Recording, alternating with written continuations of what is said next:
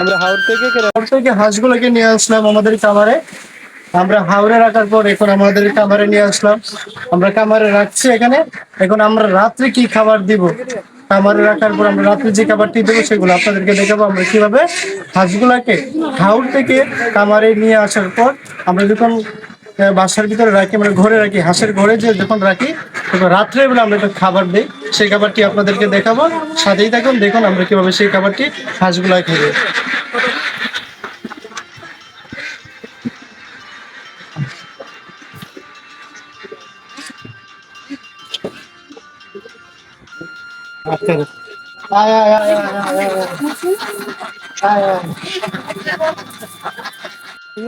আপনারা যখন হাঁসকে খাবার দিবেন, যখন ধান দিবেন, এইভাবে কখনো শুকনো খাবার দেবেন না। কেননা শুকনো খাবার যদি খাই তাহলে সেক্ষেত্রে হাঁসের সমস্যার সম্মুখীন হতে পারে। এই ধানগুলির সঙ্গে আপনারা পানি মিশিয়ে দিবেন।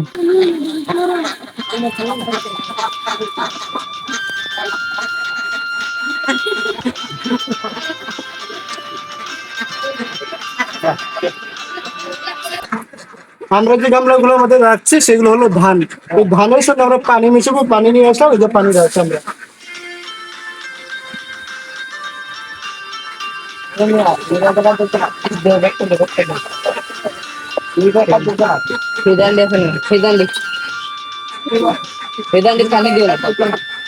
এটা আপনারা দেখবেন যে আমরা এখন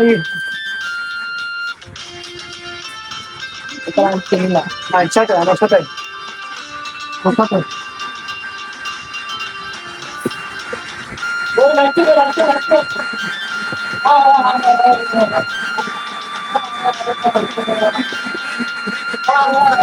কি রাজে বাবা এই তো এটা যে প্যারাল কথা যে ভিডিও শুরু করতে বাইরে যাবে সবাই একটু মজা করে এ কোন ভিডিও আজকে বলতে আমরা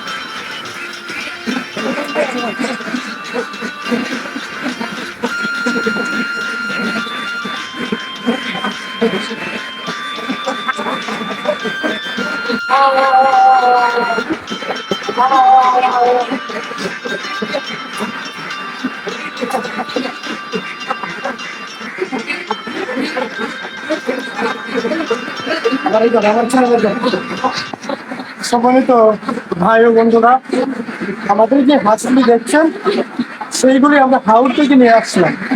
হাওর থেকে এখন যে আমরা হাঁসের ঘরে রাখলাম, এটা আমাদের হাঁসের জন্য তৈরি করা হয়েছিল। এখন যেহেতু সন্ধ্যা হয়ে গেছে সেই জন্য হাঁসগুলোকে হাঁসের ঘরে নিয়ে আসলাম। নিয়ে এসে আমরা যে খাবারটা দিলাম সেটা আপনাদের অবশ্যই দেখেছেন। আমরা সেই হাঁসগুলোকে যখন রাত্রের জন্য যে খাবারটা দিয়েছি এগুলো হলো আজকে ধান এবং পানির সঙ্গে মিশ্রিত করে এই খাবারটা আমরা দিয়েছি। আপনারা যারা রানিং ডিম পাড়া হাঁস অথবা 4 মাস 3 মাস বয়সে যারা হাঁস নিতে ইচ্ছুক তারা অবশ্যই নেত্রকোনা মিজান হাঁসের খামারের সাথে যোগাযোগ করবেন। আর আপনারা অবশ্যই যদি আমার এই ভিডিওগুলি আপনার কাছে ভালো লেগে থাকে তাহলে অবশ্যই লাইক, কমেন্ট এবং সাবস্ক্রাইব করবেন। কেননা আপনার একটি লাইক এবং কমেন্ট আমাদের নতুন ভিডিও বানাতে আমাদেরকে আরো উৎসাহ দেয়।